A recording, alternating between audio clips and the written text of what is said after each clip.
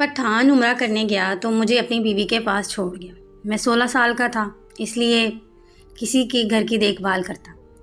لیکن ایک رات میری نیت خراب ہو گئی، پٹھان کے کپڑے پہنے اور خاموشی سے کمرے میں جا کر لیٹ گئی۔ اس رات میرے ہوش اڑ گئے جب مجھے پٹھان سمجھ کر میرا شمار ان ملازمین میں ہوتا تھا جو کہ چور چکاری کی عادی ہوتے ہیں۔ جہاں بھی ملازمت کرتا اور جب مجھے موقع ملتا میں چھوٹی موٹی چوری اور بدنیتی سے کام لے لیتا تھا، اور میرے ہاتھ میں ایسی صفائی تھی کہ کسی کو ہی مجھ پر کبھی بھی شک نہیں ہوتا تھا۔ جب میں ایک بنگلے سے اچھے خاصے پیسے چرا چکا تھا تو بہانے سے نوکری چھوڑ کر دوسرا بنگلہ ڈھونڈ لیتا، لیکن میں بڑا دیکھ بھال کے کام لیتا تھا۔ میں ایسے لوگوں کے گھر دیکھتا جو کہ بے وقوف اور بھولے بھالے ہوتے تھے تاکہ انہیں دھوکہ دینا آسان ہو۔ جب بھی لگتا کہ اب میں نظروں میں آ جاؤں گا یا میں پکڑا جا سکتا ہوں تو فوراً بہانہ بنا کر پتلی گلی سے نکل جایا کرتا۔ اس علاقے کے سارے بنگلوں میں ہی تقریباً میں ہاتھ صاف کر چکا تھا، اس لیے اب اگلے علاقے کی جانب نکل پڑا جہاں مجھے کوئی نہیں جانتا تھا کہ مجھے بنگلے میں نوکری مل گئی۔ بنگلے کا مالک ایک پٹھان تھا۔ دیکھتے ہی میں نے جانچتی نظروں سے اندازہ لگا لیا تھا کہ یہ بہت ہی بیوقوف قسم کا شخص، اس لیے میں باتوں سے اسے گھیر سکتا ہوں۔ میں نے اسے اپنی کارکردگی کے بارے میں بتانا شروع کیا کہ جس بنگلے میں میں بھی کام کرتا ہوں میرے مالک بے فکر ہو جاتے ہیں، میں پوری ایمانداری سے کام کرتا۔ پٹھان میری باتوں سے کافی حد تک متاثر ہو چکا تھا۔ میں دل ہی دل میں خوش تھا کہ ایک اور الو ہاتھ میں آ گیا، مگر تبھی وہ پٹھان مالک کہنے لگا کہ اگر تمہاری کارکردگی اتنی ہی اچھی تھی تو تم نے وہ نوکری چھوڑ کر کیوں آئے؟ یہ سن کر تو میں ایک پل کو ہڑبڑایا تھا، یہ اتنا بھی سیدھا نہیں تھا، بس دماغ اس کا بھی کچھ کام کر ہی لیتا تھا۔ میں فوراً بولا کہ دراصل پچھلے مالک تنخواہ بہت کم دیتے تھے جبکہ کام 2 ملازموں کا لیتے، اس لیے میں وہ نوکری چھوڑا۔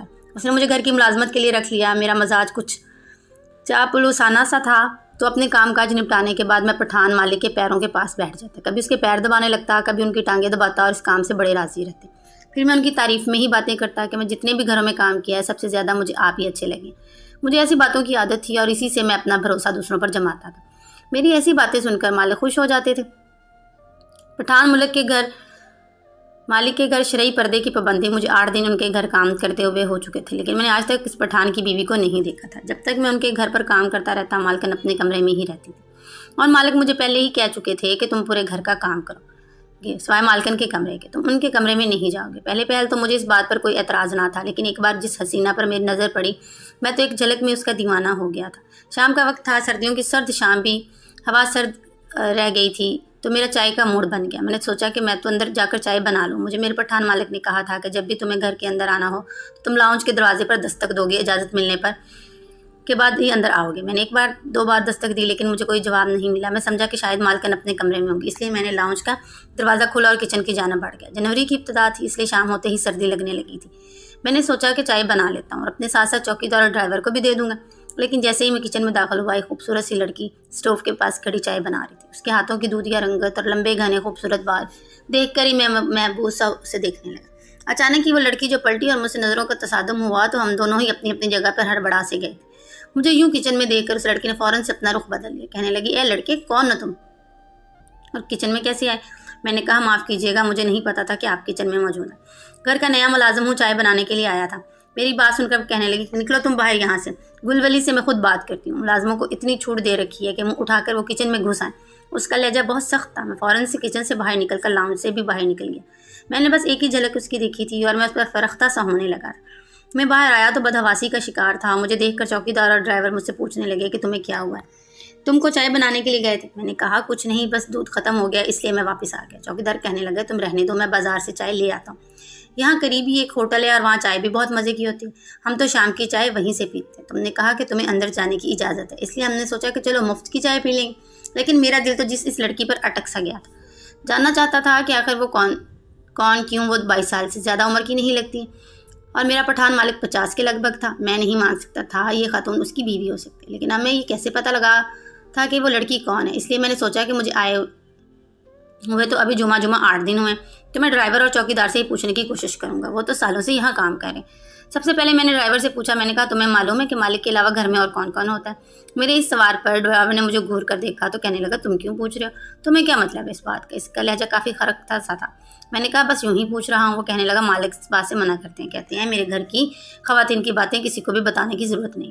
میں نے کہا کہ میں کوئی غیر تھوڑی ہوں، میں بھی تمہاری طرح اس گھر کا ملازم ہوں۔ میری بات سن کر ڈرائیور کے ماتھے پر تیوری چڑھ گئی، کہنے لگا، ملازم ہو تو ملازم کی حد تک رہو، گھر والوں کے بارے میں کیوں پوچھ رہے ہو؟ دیکھو میری بات سنو، ویسے تو پٹھان مالک سیدھا سادہ الو ہے، بہت اچھا ہے، لیکن اتنی غیرت مند بھی ہے کہ اپنے گھر کی عورت کا ذکر بھی اگر اس نے سن لیا نا تو تمہارے منہ سے تمہارا منہ توڑنے میں وقت نہیں لگائے گا۔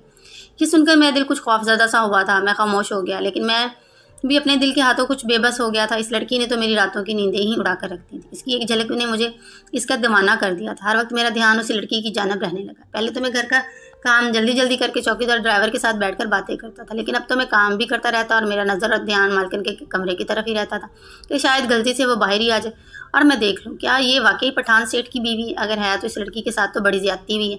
وہ 50 سال کا شخص ہے اور یہ 22 سال کی لڑکی. جانے کیوں میں دل میں یہ دعا کرتا تھا کہ کاش وہ اس پٹھان کوئی اور لڑکی ہو. حالانکہ مجھے یہ بھی معلوم تھا کہ یہ پٹھان لوگ کبھی بھی اپنی ذات برادری سے باہر شادی نہیں کرتا. پھر وہ مالک کی رشتہ دار ہوگی اور میں ایک ادنا سا ملازم. وہ کہاں میری اس سے شادی ہونے دیں گے. لیکن محبت اور دل کہاں ان باتوں کو سمجھتا ہے.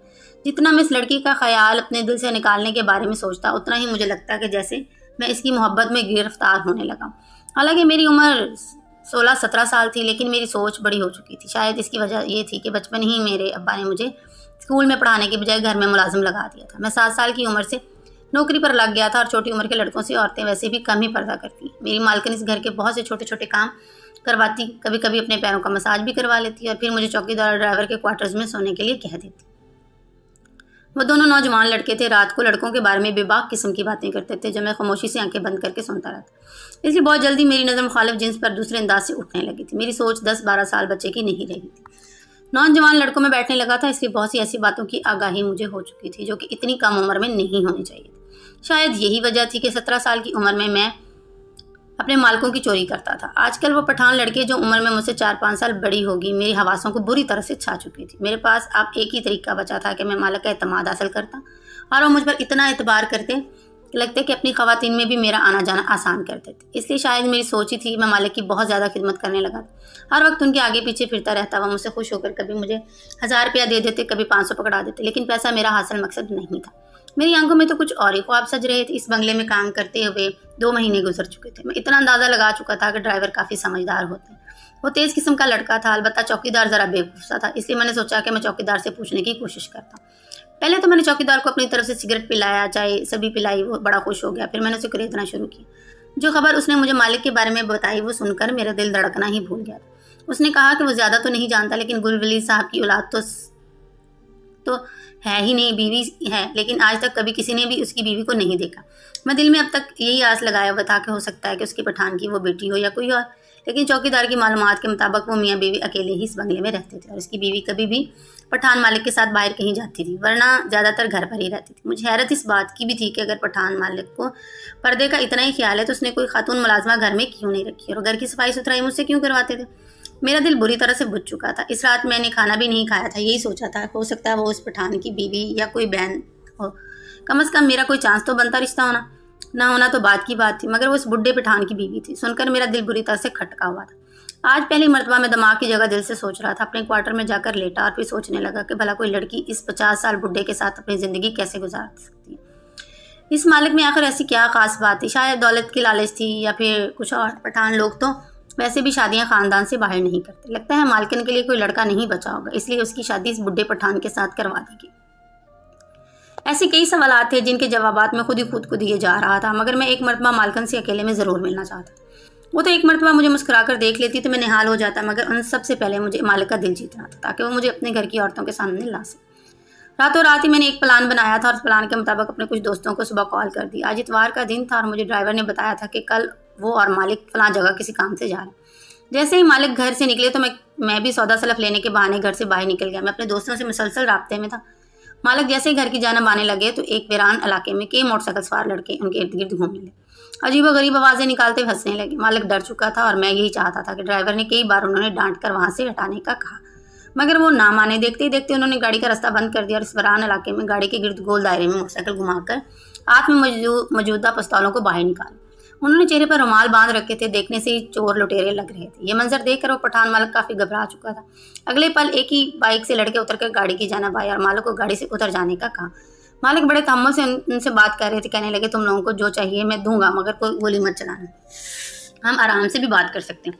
یہی کہتے ہوئے مالک ڈرتا ڈرتا گاڑی سے اترا تھا. انہوں نے مالک کے پاس موجودہ ساری قیمتی چیزوں کو نکلوا لیا، یہاں تک کہ ان کا بٹوا بھی خالی ہو گیا.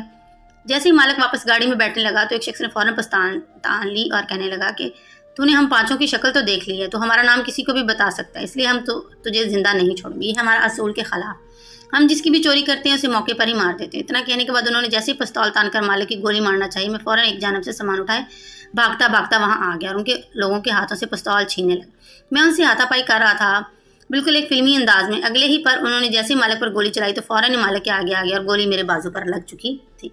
वह पाँचों चोर वहाँ से फरार फ़ौरन मोटरसाइकिलों पर बैठकर भाग चुके थे, जबकि मैं वहीं का वहीं बेहोश हो गया। होश आया तो अस्पताल में मौजूद था। मालिक मेरे सर पर खड़े थे, कहने लगे, तुम ठीक तो हो? तुम्हें दर्द तो नहीं हो रहा? वही शहर का सबसे बड़ा अस्पताल था और मैं उस वक्त यहाँ सही सलामत मौजूद था।